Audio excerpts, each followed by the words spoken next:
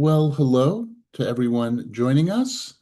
Thank you so much for joining this next webinar of America Walks. What will it take to be a sidewalk nation? And want to be very clear that we're stealing the title of a book written by one of our panelists today, which is Michael Pollack, who's a professor of law and associate dean for faculty development at the Benjamin Cardozo School of Law in New York City. He's also has a impressive resume of clerking for federal justices as well. And his book, well, we'll let him say what his book talks about, but it really talks about all of the awesome, I say awesome because I love sidewalks, but all of the conflicts in the sidewalk space and what are the best ways to resolve them and what's the best way to elevate the role of walkability. So he comes from an academic and legal perspective. Um, we are also joined by Jill Locantore, who is the head of the Denver Streets Partnership. She's an advocate, and Denver has done a remarkable thing in terms of getting the city of Denver to take full responsibility for sidewalks, which is a rarity across the United States for a municipality to do that. She has awesome experience as well in government, working for metropolitan planning organizations in both Washington, D.C. and Denver. And metropolitan planning organizations are the organizations that bring together elected leaders and their staff to take a look at, regional transportation plans. So she has great experience in both um, agency and the advocacy world, both government and nonprofit advocacy. So let's take a look at the next slide. So that's me, Mike McGinn, Executive Director of America Walks. Next slide. And I've already introduced Jill and Michael to you. So next slide. We're really grateful to some of the major partners we have. And in particular, the Centers for Disease Control supports this webinar and many other webinars we do because making it easier for people to walk is a critical public health issue because of the role it plays in fighting long-term and chronic diseases. There's no better prevention strategy, and in fact, we don't have a vaccine for chronic diseases, but we do have a way to deal with them. So they support this public education efforts we do. And we also have other great partners who believe in what we do, whether it's for safety or for giving people choices for getting around. Um, Please enter any questions in the Q&A section of your user dashboard. And in fact, do we have this section here today? I'm double checking. You should be able to find the Q&A and do that. And we'll do our best to field them and send them to our folks. I also see the chat is working. So if there isn't a Q&A, throw them in the chat. We'll find it there. With that, I'm going to turn it over to Michael. All right, thank you so much, Mike. And yeah, that Q&A button or window is right at the bottom right down there.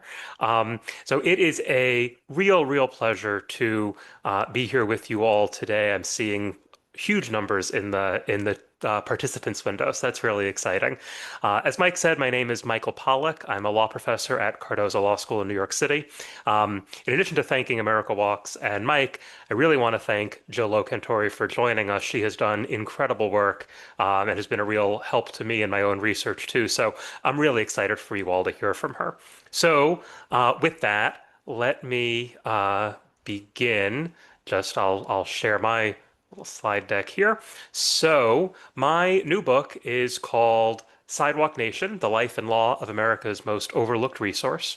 In the book, I show how sidewalks are at the center of many of our most significant public debates. In addition to the numerous ways in which they shape mobility, walkability, and accessibility, all the things that Mike was just talking about, sidewalks also implicate questions of commerce, taxation, property rights, policing, homelessness, surveillance, even free speech, climate resilience, and much more. Basically, anything that people are passionate about runs through the sidewalk and vice versa. Sidewalk choices touch everything that matters in our lives and in our civic policy. But the flip side with all of that is that With all of those competing uses and all those competing areas of priority and policy sharing the same bit of space, sidewalks are also serious sites of conflict. They therefore deserve much more attention and investment than they tend to get, and much more efficient and effective forms of management and responsibility. So I want to expand on this in four sort of chunks, and then I want to be sure to turn the floor over to Jill and leave time for discussion and questions. So first, sidewalks support our lives. Sidewalks are essential public land uses and resources. We all know that they allow us to get from place to place, but they connect communities. They bring kids safely to school and recreation. They bring everybody to public transportation and commerce. They strengthen local economies. They support critical infrastructure. They serve as third places where communities take root and blossom. They are sites of commerce. So we see here dining, vending, advertising, even new technologies like bike share. I saw that Lime was a sponsor of America Walks. So you see on the left some Lime scooters in Boulder, Colorado. They're sites of new technologies beyond scooter rentals, bike share, EV charging, even delivery robots. I have some more pictures here of sidewalk commerce in cities and towns all across the country.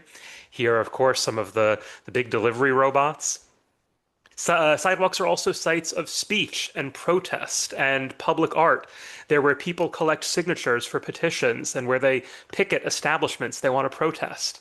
Sidewalks are where unhoused people live, or at least spend a lot of time panhandling. They're where police conduct a lot of investigation, and they're sites of a lot of underappreciated modern surveillance architecture. And sidewalks are places where we can work to manage climate change and create more sustainable and resilient cities. Of course, there are cities and towns and neighborhoods in them with lots of sidewalks and lots of these activities, and there are places with far fewer. But there is surprising demand for sidewalks and for sidewalk life in many of the places that don't have them.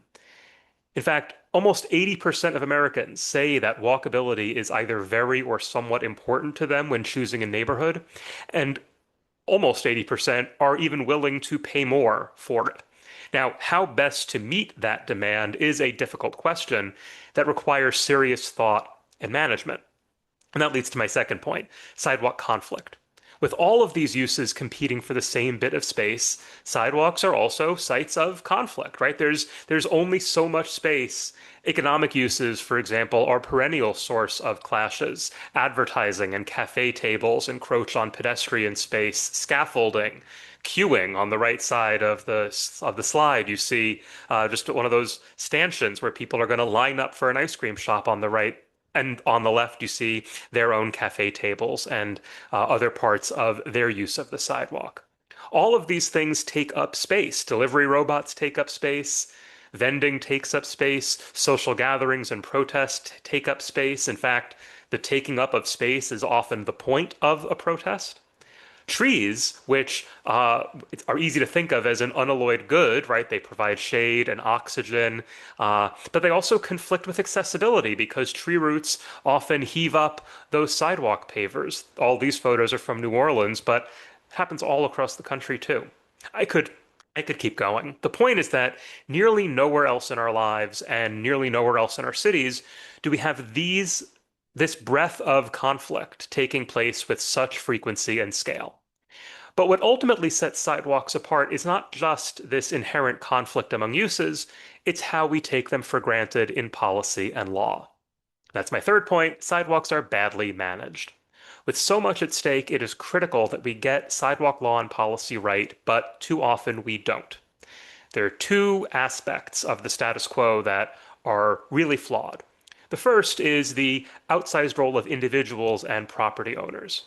In many cities and towns, it is the owners of adjacent property, these homeowners in the pictures you see right here.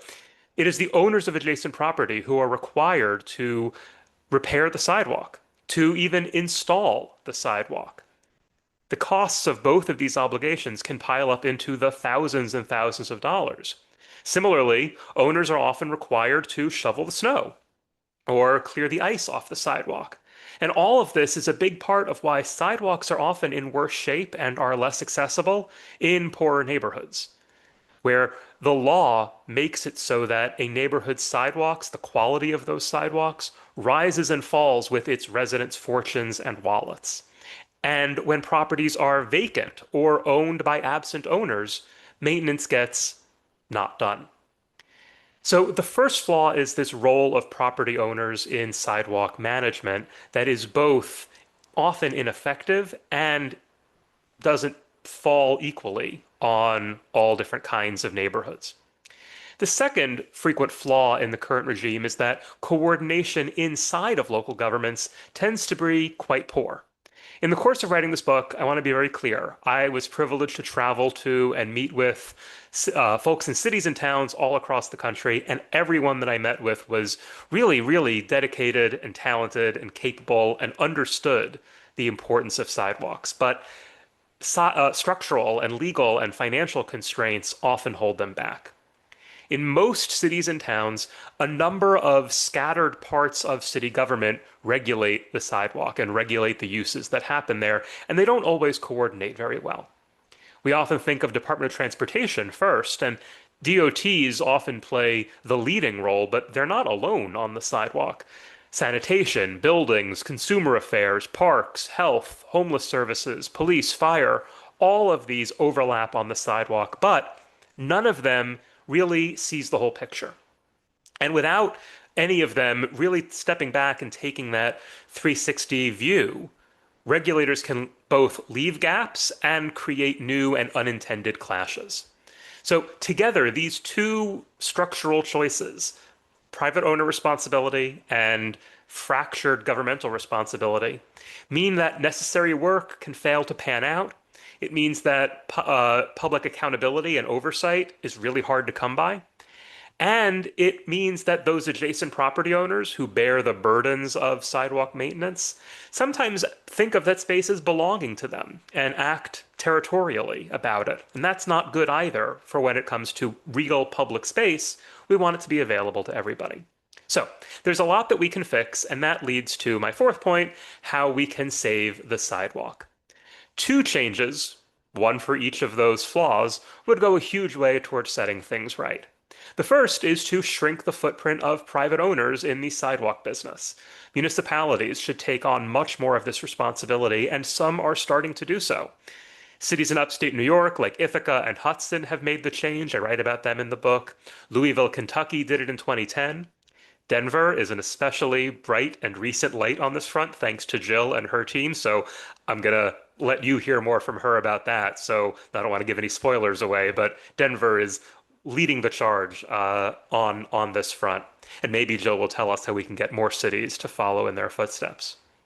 The second change is to consolidate the sidewalk responsibility that does exist inside of local governments. Instead of this fragmented oversight, I think our cities would benefit from what I call departments of sidewalks. After all, effective management requires someone who can see the whole picture, and there just too often is not anybody who's empowered to see it, let alone respond to it. That's where the Department of Sidewalks would come in. It would engage in more coherent and one-stop shop regulation that would make things easier for anyone using the sidewalk, whether it's businesses, property owners, and individuals. It would mean more efficient maintenance. It would separate the responsibility for sidewalks from the wallets of the people who happen to live near them, which would enable more and more communities to benefit from this critical resource, and maybe even help us save money by making sidewalk maintenance and sidewalk regulation more efficient. I could keep going, but in the interest of time, I'm going to leave it there. And I'll just wrap up by saying that sidewalks are at the core of what makes cities and towns everywhere vibrant, connected, and safe places. But they need careful, focused attention and well-designed regulation to work for everyone. And that's the conversation I'm hoping to get started with this book and that I'm hoping to have here today. So thank you so much. I hope you'll check out the book, and I look forward to hearing from Jill, who I'm going to turn it over to right now. Thank you, Michael. I'm going to go ahead and share my screen now. As someone who has spent the last, I don't know, 10 years of my life talking a whole lot about sidewalks, I'm very excited that there's now a book about sidewalks, and I am not the only one who is obsessed with this topic. I am the executive director of the Denver Streets Partnership. We are a grassroots advocacy organization focused on the mission of reducing Denver's unsustainable dependence on cars and prioritizing people in the design of our communities. Our foundational belief is that human dignity should be the guiding principle for the design of our transportation system and our communities more generally, so that everybody can thrive and connect to what they need on a daily basis. And clearly, sidewalks, as Michael so eloquently explained, play a vital role in that whole system. Denver was like a lot of cities across the US for many decades, where the responsibility for building sidewalks in the first place and then maintaining them over time was entirely up to the adjacent private property owner. And this did a abysmal job of leading to the creation of a complete functional sidewalk network. We have lots of streets in Denver that look like those pictured here with no sidewalk at all, or if there is a sidewalk, it's often in very bad condition. And this is truly a citywide problem, not unique to any one neighborhood. About 40% of our streets either have no sidewalk at all, or another 30 of those 30% have a sidewalk that's too skinny for a person in a wheelchair or a parent with a stroller or two people walking side by side. You can see examples of both on the corner of this particular block. And it is truly a social justice issue. When we leave it up to individual property owners, the wealth of those property owners has a big impact on the outcome. On the left is a relatively wealthy neighborhood in Denver that was able to advocate for funding for sidewalks in a GO bond, a general obligation bond, back in 2007. On the right is one of Denver's lowest income neighborhoods where a majority of the residents depend on transit and other non-car ways to get around, but have very few sidewalks in that neighborhood. The good news is that everybody has recognized the importance of sidewalks for a really long time. We've been talking about it for literally decades. Back in 2001, the city adopted a comprehensive land use and transportation plan called Blueprint Denver that recognized sidewalks and the pedestrian environment as sort of the central element of our transportation system that connects all the other modes. And in 2004, the city adopted a pedestrian master plan that actually called for the city to take a more proactive role in at least maintaining the sidewalks and put forward this idea of pursuing funding mechanisms specifically to make that happen, which was really the origin of this idea of using a property fee to fund the build out and maintenance of our sidewalks. But there wasn't much political will at the time to actually follow up on these plan recommendations. So a decade later, we were still talking about the importance of sidewalks, but not actually doing anything about it. And even our local newspaper put out an editorial saying that this was an issue that the city should be prioritizing. So our predecessor organization, Walk Denver, started our sidewalk campaign over a decade now ago in 2015 with a pretty straightforward ask. We wanted the city to assume responsibility for building and repairing sidewalks and to establish some kind of fee to make that possible, because we knew city had been spending $0 on sidewalks, and so to take this on, they needed to have some reliable funding source. We got 30 some organizations to sign on in support of this call to action. We put out a petition and got nearly 3,000 signatures. And we did get a little bit of attention from the city and some initial wins. From spending $0 a year on sidewalks in 2017, the city started allocating about $2 to $3 million per year for new sidewalk construction and repairs. The voters also approved a general obligation bond in 2017 that included nearly $50 million for new sidewalks throughout the city, as well as the city started doing proactive inspections of sidewalks to see if they needed repairs. still telling the adjacent private property owner that it was their responsibility to do those repairs, but at least the city was alerting them that this needed to happen. At that same time, the city updated its pedestrian master plan and developed a prioritization scheme for this is how we should build out the sidewalk network. We should start on the high injury network streets where the preponderance of traffic fatalities are happening. We should also prioritize high frequency transit corridors, identified other high priority pedestrian destinations like schools and parks and grocery stores. And also, for the first time, really, this plan estimated what the actual cost would be to build out the sidewalk network. And the bottom line was this is basically $1 billion problem. And with the funding levels we had in place at the time of $2 to $3 million per year, the estimate was that it would take more than 400 years to build out the complete sidewalk network. So we felt like that was still unacceptably slow pace. Who knows if Denver's even going to exist 400 years from now? So we reanimated our sidewalk campaign, and part of that was working with the Denver auditor to actually do an audit of the city's sidewalk program. You can see we were taking the auditor here on a tour of one of the neighborhoods that had particularly bad sidewalks. And he came to the same conclusions that we had, that by putting all the responsibility on the adjacent private property owner, that we were creating unequal access throughout our city, as well as creating real economic hardships for lower income neighborhoods. And the auditor echoed our call on the city to reconsider this policy of placing all the responsibility on the adjacent private property owner. And that end of 2021 deadline that the auditor sent came and went, and still nothing was happening with the elected officials. So fortunately, in Denver, we do have the option of citizen-initiated ballot measures, and therefore we decided as an advocacy organization to bypass our elected officials and take this directly to the voters to ask them if they thought we should take over responsibility for sidewalks as a public responsibility. So the basic essence of the initiative was that it does remove responsibility for sidewalks from private property owners and makes it very clearly the city's responsibility. It establishes an annual property fee to fund the build out and repair of the sidewalks. And we calibrated it with the intention of being able to build out the network within a decade, as opposed to the 400 years with the previous funding level, and to have that funding available in perpetuity for sidewalk repairs. We didn't want to create an unfunded mandate where we built the network, but then there was no money to keep it in good working condition. So the fee is permanent. It will not go away.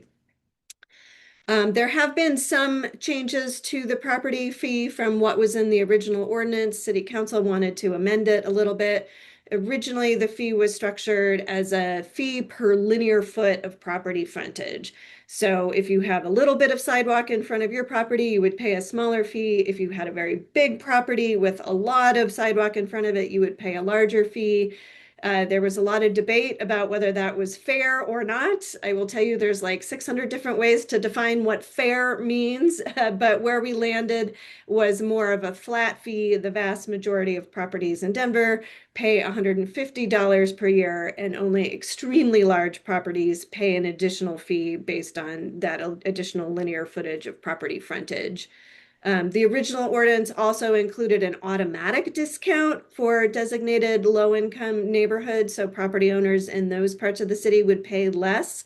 The intention was to create as little administrative burden for both the city and the property owners as possible.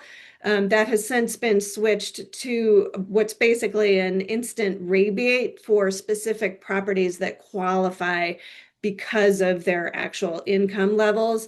And we were able to piggyback off of a similar rebate program for our solid waste fee. So households also pay a fee for trash pickup. If you are below a certain income level, you can get a discount on that. You automatically get a discount on your sidewalk fee as well. In terms of how this fee can be used, it is for building new sidewalks, upgrading sidewalks that are too skinny, sidewalk repairs in perpetuity, any administration and staffing that's need to manage this program, It does not include sidewalks that are outside of the public right of way. So private property still has to maintain sidewalks that are actually on their property. It also does not cover any of the other things that make for walkable neighborhoods, like landscaping or street furniture. We completely agree that that's important for making our communities walkable, but we needed to keep this program very specifically focused on sidewalks. As $1 billion problem, we had a big enough, bite that we were trying to chew right there by itself. The program is managed by our Department of Transportation. There's public accountability built in, so they have to present an annual plan and report to a citizen advisory board for review and approval. It leans on all of those previous plans that the city has done to prioritize the build out of the network. And it also specifically addresses an issue that comes up not in Denver, but in other places across the country where the sidewalk has some historic characteristic. In our case, these historic sandstone, flagstone sidewalks that a lot of people dearly love. The ordinance directs the city to come up with strategies for replacing that flagstone where possible, rather than just converting it to concrete. So we got about 50 some organizations to endorse this initiative, everything from neighborhood associations to statewide organizations like the Colorado Cross Disability Coalition to national organizations like America Walks. And so, after 2 decades of talking about the program, we finally very quickly moved to get this on the ballot. We had to collect nearly 20,000 signatures, petition signatures, to get it on the ballot, which we did over the course of about 4 months. And then once it qualified for the ballot, we did a vote yes campaign and managed to persuade 56% of voters to say yes, which is, when you're asking voters to impose a fee on themselves, is a pretty good margin of victory, we think. It then took another 2 years for City Council to make those amendments I mentioned in terms of how the fee is actually assessed. So in 2025 is when the City of Denver actually started collecting that fee and started pouring concrete. We actually have new sidewalks that are being built today in Denver. This is an example of one that was actually pretty ideal in terms of being able to build not only a nice wide sidewalk, but a big amenity zone, provide all the space that's needed for the adjacent bus stop. And the challenge that the city is working through now is how to scale this up and get as close as possible to the mandate from the ordinance of building out the network within 10 years. So stay tuned as we figure out how to take on this $1 billion project in Denver. And that's all I have. So I will stop sharing my slides and happy to move into Q&A. Yeah, thank you, Jill. That was great. Um, let's see if I can knock off one question. Was snow removal contemplated in the side in what Denver did? It definitely comes up a lot as a issue, particularly for people with disabilities. We decided to exclude that kind of maintenance from the program, mainly because just building and repairing the sidewalks is so expensive. In order to keep the fee a reasonable amount, we wanted to really limit the scope of the program. Can So yeah, I'll just go add ahead. in that's also true in the other cities and towns that I listed that have made this kind of change. Snow clearing is almost always remains the property owner's obligation. There are a couple of cities, especially Syracuse and Rochester in upstate New York, where the city does some of that on, major thoroughfares in the heart of the city. And there's some very small towns where the city takes on the snow removal obligation because it's a very small number of sidewalks that they're dealing with. So I think Denver's in good company in the sense that that's often been something that's been sort of put off to the side. Although I argue in the book it should not be. And, I think Denver's made the right first step, and I'm happy to happy to see people take at least that step. But yeah, in the long run, I'd love to see snow removal become part of that too. Yeah, and I will say, for the viewers that don't know, I was mayor of Seattle as well, and we actually did get our SDOT crews out for some downtown intersections in particular, but same problem in Seattle, which was that. But it actually, by asking that question, I teed up the very first question I wanted to ask, which was, as I was a sidewalk advocate trying to get sidewalks in my own neighborhood, and then, as I mentioned, mayor of Seattle. And what I got was there's no money for sidewalks, McGinn. Like, we don't even have enough money to keep our arterials and residential streets in good repair. Mind you, this is prosperous Seattle, right? We're not a, and I can go into all the reasons for that, but I won't right now. Um, is the Denver solution the only solution for the funding crisis, or are there other solutions? I'd be interested to hear your take on the funding issue, and I have an opinion on that too. But go for it. I'll throw it to Michael first, and then go to Jill. Because Jill, you struggled with the same thing, find an alternative funding source. So I think I want to begin just by resisting the premise of the question just a little bit, right? Which is Mhm. obviously finding more sources of revenue is important, but so is reallocating or thinking creatively about existing revenue, right? We spend within our transportation budgets, there is always money for widening a highway. There is always money for adding more lanes. Um, and it's only when we start talking about sidewalks that suddenly, oh gosh, where are we going to find the money? Um, Most cities at a national level, the average is spend about 1% of the transportation budget on pedestrian infrastructure, despite the fact that it's something like 11, 15, 20%, depending on the community, of trips are taken by pedestrians on sidewalks. So just correcting that imbalance within existing revenue would be a huge step forward. In terms of finding new sources, right, I think these fee structures that Denver has adopted, that's very common now among the cities that have made this change. That seems to be the most common revenue source. And I think it's an important and again a good one because the money is earmarked for sidewalk maintenance. Whereas if you just raise property taxes, that money could be spent wherever the next political administration wants to spend it. But other approaches that some municipalities use are what's called tax increment financing. Um, there was a question in the Q&A about public-private partnerships, things like business improvement districts. I talk about in the book sort of like adopt a sidewalk program, like we have for adopt a highway, right? So there are sources of revenue that can come out of private partnerships. A lot of the other revenue sources would come from potentially charging people for the use of public space. So, for example, charging business owners who are engaging in sidewalk dining or sidewalk commerce, not just a permitting fee, but something more akin to a rental fee. Charging more for on-street parking. This is something that in New York City, Mayor Mamdani is exploring right now. Boulder does a lot of its sidewalk work by leveraging parking revenue to spend on sidewalk quality. So those are all some of the other examples that I think are on the table. Jill? Yeah, I would completely agree. There's definitely opportunity to look at reallocating how we're spending transportation dollars today.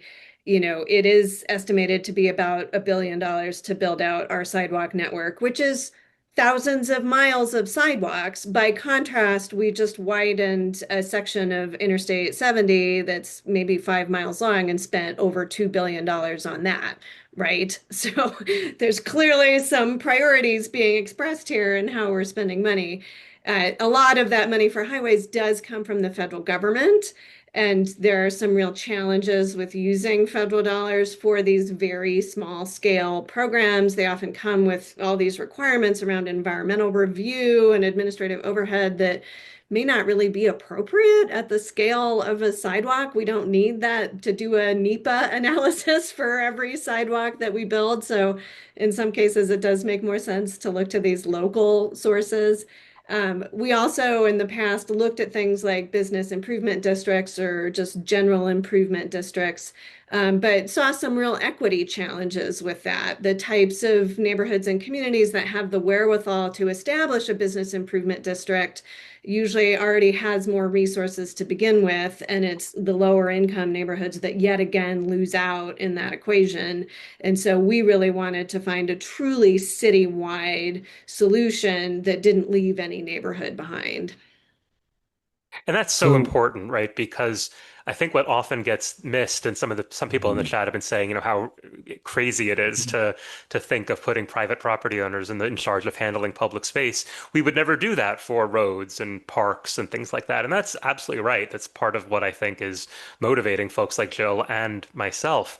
Um, but the fundamental point here is that one of the reasons we don't do that is because it's logical to folks that roads are a network. It connects an entire city, it connects multiple cities. And so it's not a personal benefit to the homeowner who happens to live near it. But for too often, we often think about sidewalks, or at least the law thinks about sidewalks as primarily an amenity for that property owner. And that's just not realistic. Sidewalks are a network, and that's why I think it's so important to make the responsibility of taking care of them and funding them a community-wide responsibility because it's the whole community that benefits from that network. So I think Jill's absolutely right about that. well, you've gotten straight at the prioritization issue, right? And both in your substantive answers of there appears to be money for highway expansion. So thanks for covering both of you covering that for me. There's plenty of money for highway expansion, but there's not money for sidewalks. And also the very fact that it was made a private homeowner's responsibility. And of course, cities were extremely and are extremely reluctant to, show up at a homeowner and say, "Hey, here's a $5,000 or $10,000 bill or a 5 or $10,000 project that you now have to finance." So effectively, by making it the property owner's responsibility, we made it no one's responsibility because cities really don't want to enforce that rule. So then you tend to get who are the people who have the organizing chops and political power to get sidewalks in their neighborhood too. So it's not easy. So there's another issue there as to, the city ends up buying some. And that was what I did in my neighborhood with a lot of organizing. And yeah, and I don't walk from property line to property line on my sidewalk. And I see plenty of people going to the neighborhood business district and the park because we're between those two things in our neighborhood. Yeah. So it's a public amenity. So what I often say to people when if you ask for money and they say there isn't money, what they're really saying is that you are not a priority. And that's a political issue. But I think the other thing is that, speaking then from my experience and for some of the questioners, it's uphill of cities or we're downstream of state. So in our case, we were extremely constrained by the state in what taxing sources we were allowed to use and what we could use it for. And so I sat on multiple stakeholder committees on how to finance repairs in the city of Seattle. So that's why you tend to find cities, looking at all the different things it could do, whether it's parking revenue or other types of fees. Um, Money from traffic safety cameras, we used it for safe routes to school funding as an example. And it was meaningful dollars, but didn't compare to the huge amounts of dollars that the state was allocating out to the state highway system and not sending to cities. So um, kind of leads to the next question then is well, I'll switch around because we could talk a lot about funding and at some point too, there's going to be the how do you get political will. But I'm going to ask this question. Maybe this is just for us government types.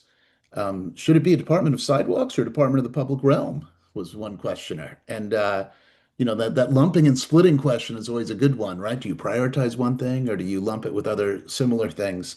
So that would be Parks Department, streets, other departmentally owned public spaces, even privately owned space dedicated to public use. We all are aware of these plazas. Um, or perhaps it's a Department of Public Works that includes storms and water and stormwater like we used to have before it got separated. Um, we could spend a lot of time on the fine points of this, but I'll toss it to Jill first because she did work for MPOs, and I'd love to hear her response to the Department of Sidewalks. We know your position, Michael, but go ahead, Jill.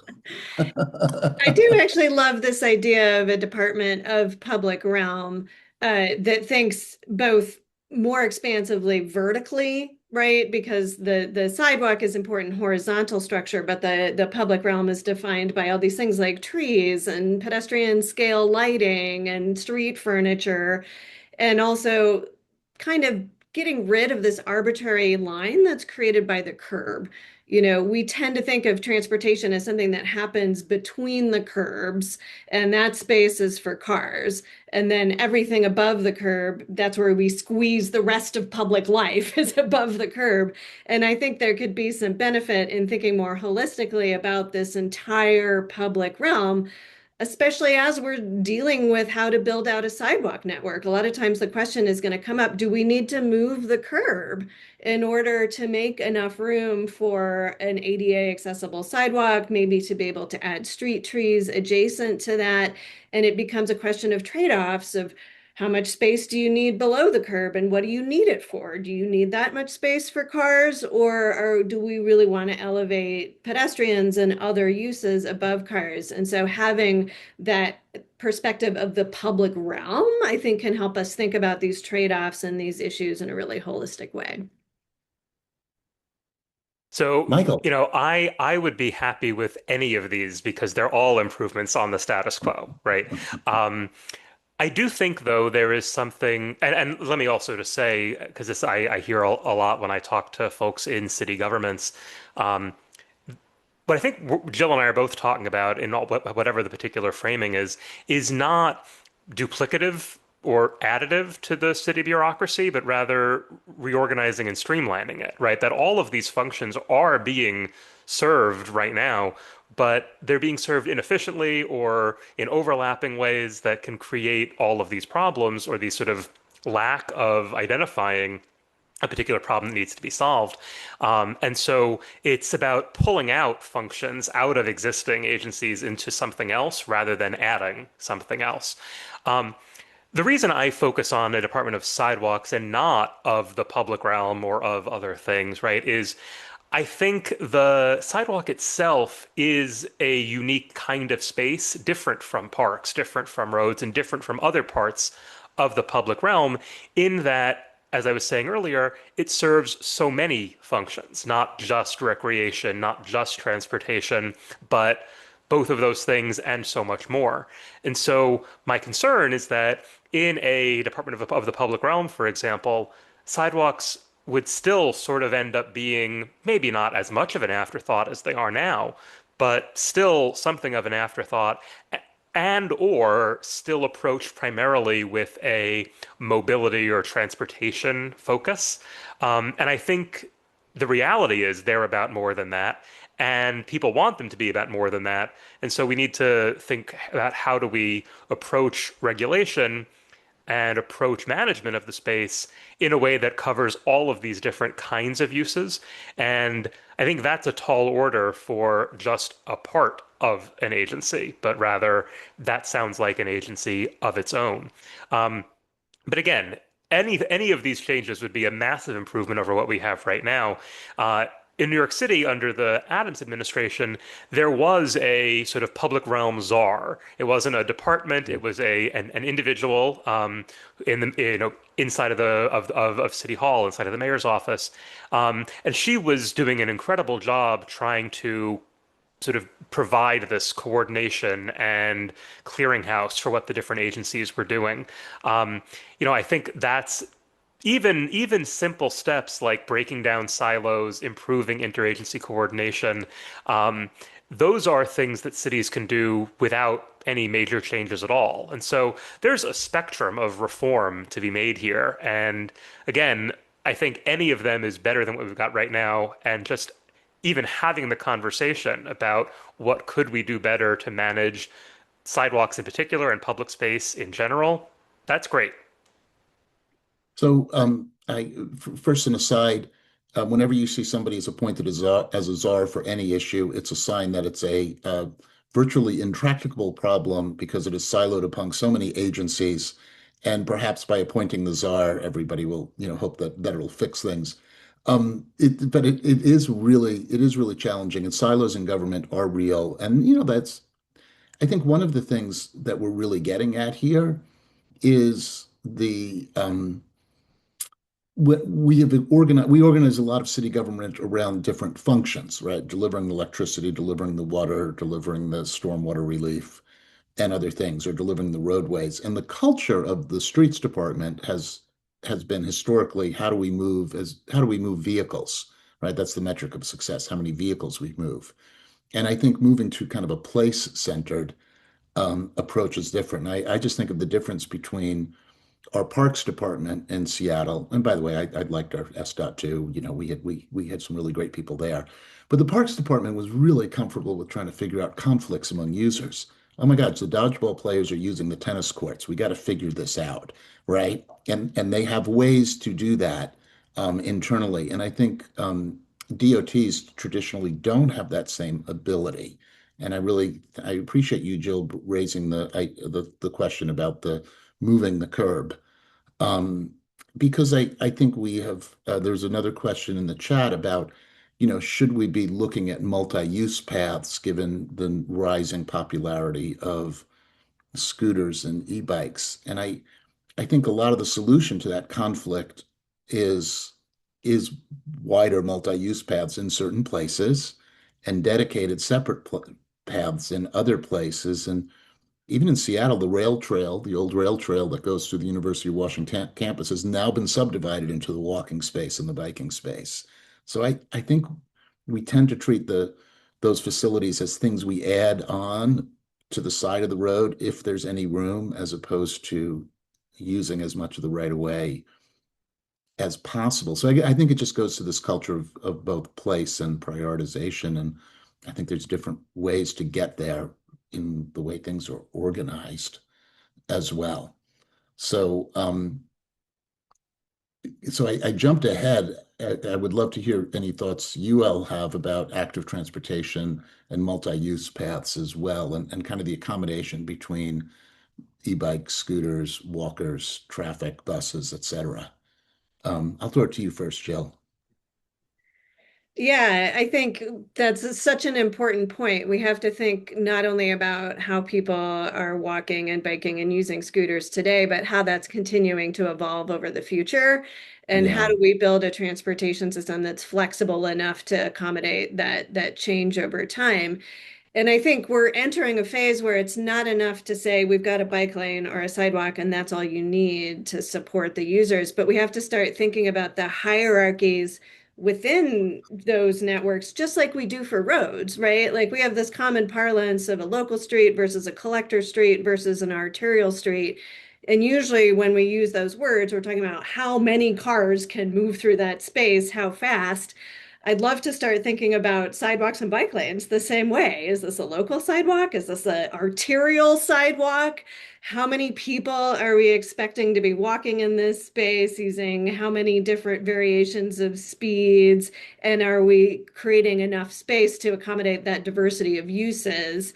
We're starting to see that a little bit with our sidewalk guidelines in Denver. It does recommend wider sidewalks in higher density areas with the widest sidewalks recommended downtown. I think bike lanes are really the next frontier for starting to think in that hierarchical way. In Denver, we just designated what we're calling the core network, which are basically the arterial routes for bikes where we expect a lot of heavy bike traffic that needs to be accommodated, but we're still figuring out what does that mean in terms of how much space do they need to be provided? What should that space look like? We're just starting to think that way in a more hierarchical way about those modes. Michael. I think that's really, really, I love that framing of sort of how we already stratify roads to think similarly about sidewalk and multi-use corridors. That makes a lot of sense to me. One of the conflicts, right, is between a bike and a pedestrian, or a bike and a wheelchair, or a bike and a restaurant, or a sidewalk robot at a restaurant, right? Like, should the robots even be on the sidewalk or in their own lane, on some sort of multi-use path? And so I think these are really hard questions to answer in the abstract. And so I think Jill's right to maybe get us thinking at a more granular level or categorical level about, okay, this is the kind of neighborhood or the kind of corridor where we're going to really want a very wide multi-use something, and maybe it has lanes on it, right? Or something like that. We've been joking in New York around with the World Cup that there should be a tourist lane and a resident lane on the sidewalk. But we could have, a scooter lane and a robot lane and a pedestrian lane, what have you. But in other communities, that's not going, or in other parts of town, that's not going to be necessary. But I think the biggest thing that Jill said, though, is we just need more space for all of these things, right? And in some places, that space it can be easy enough to come by. In some places, that space means taking away a lane or two of traffic, and that the city already owns that, so it's easy to do. It's just not politically easy to do. But in some places, the challenge really is there just isn't room, right? Think about Manhattan, right? There are parts of Manhattan where it's already just a one-lane road, and maybe you could gobble up a bit of the parking lane, but that's not going to get you a whole lot more width than what you already have. And then there's buildings on either side, and it's an island, right? And so where you have to get into private space, some people have been asking about eminent domain, for example. Acquiring private property to expand the sidewalk in that direction is possible, but costly for cities and politically costly as well. And so there sometimes are just geographical challenges when it comes to finding the physical space to carry all of these added uses. And that, I guess, is another reason why I worry about the sort of Department of the Public Realm is that I don't want to lose sight of, it's my own, interest. I don't want to lose sight of the sidewalks we already have and prioritizing getting them right. All these other uses, all the other forms of mobility, I think are really important, but in some places there just isn't room for them, and I worry that I don't want to start a new fight between bicyclists and pedestrians over who gets that space, right? I want to keep that alliance in place. So I'm going to combine, we're getting towards the end here, and I'm going to try to see if I can't pull together a few different threads from the questions and make it a topic of conversation. And one thread is, boy, unincorporated places. Oftentimes, unincorporated places have no requirements for walkways at all, for people to build them. In fact, that was the case for fighting for sidewalks in my neighborhood. It was an area of the city that had been annexed. The old city line was south of where we lived. Another question was, the needs of smaller rural towns, right? They still have a main street, probably.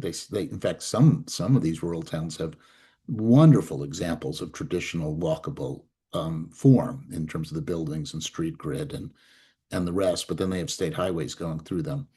And I'll just observe. I'm gonna call out somebody who's on the webinar because she asked a question. And Barb Chamberlain, who runs the Active Transportation Division in the state of Washington, has done a really fabulous job developing uh, an active transportation plan with fundable elements to connect, to improve active transportation in the network.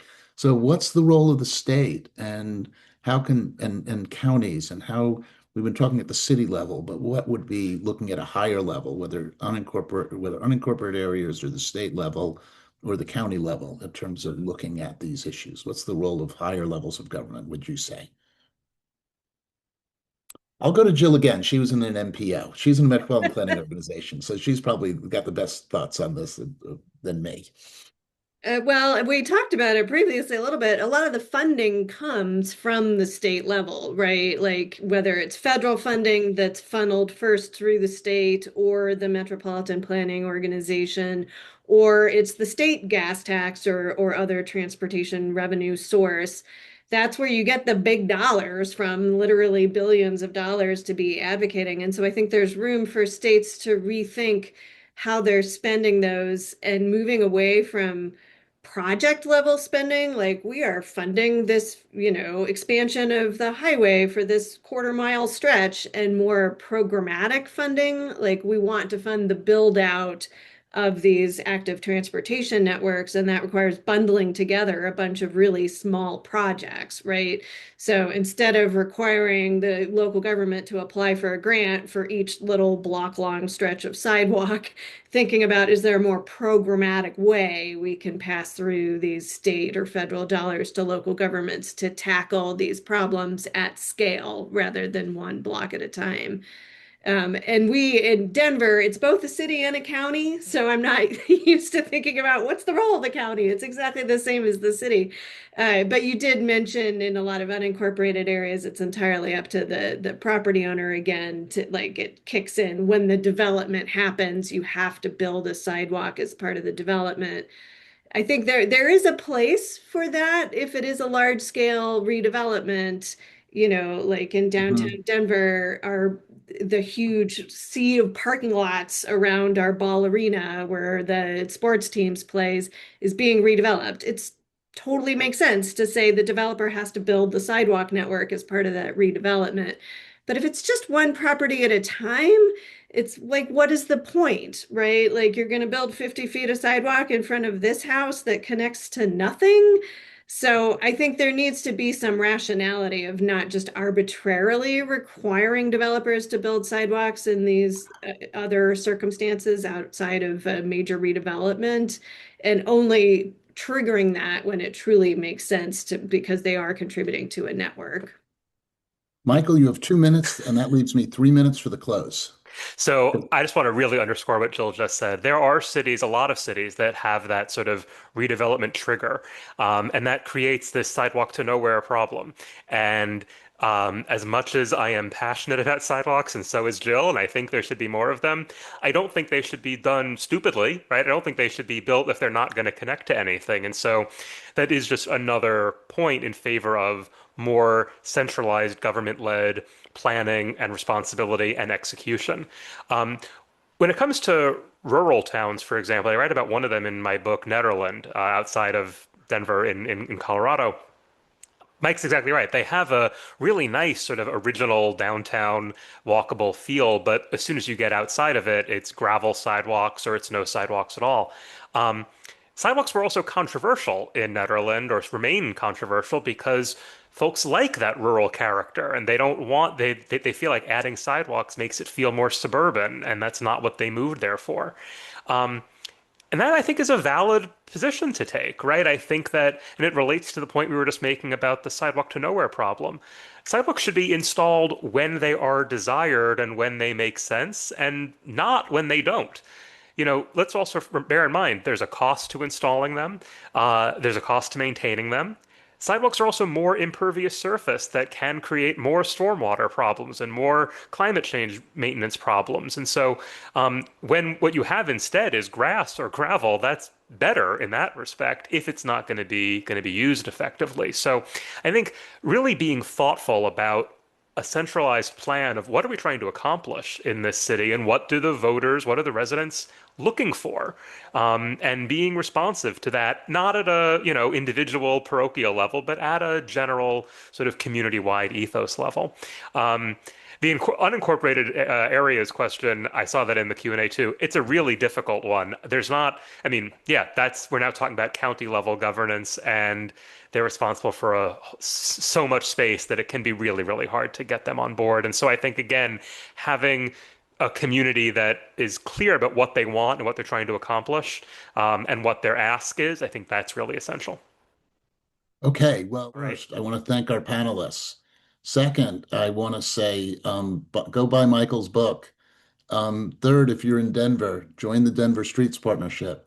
And finally, underlying all of these questions was how do we change American culture? How do we demonstrate to people that that there's large public demand for this, that this is actually gets a lot of support, that the naysayers are actually in the minority? By the way, we have polling on that. The naysayers are in the majority. The vast majority of Americans would like to see us change the status quo and invest more in walking, biking, and transit, and less in highway expansion. But that's not a message that's necessarily getting through to leaders.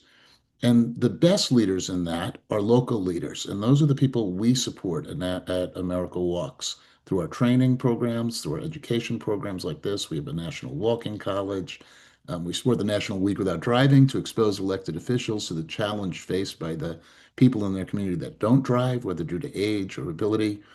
And we could really use your help. If you've been coming to these webinars and you like what you're hearing, go to americawalks.org/donate. Go to the website, become a monthly supporter, give us a donation. We'd really appreciate it. We are going to win. this fight. It just takes a long time and perseverance, and your support is a big part of that. So thank you, everybody, for joining us today. And thank you to my colleague Madeline in the background making this thing run. And thank you to the Centers for Disease Control for supporting, and Active People Healthy Nation for supporting this. Check out their work as well. Thanks, everyone.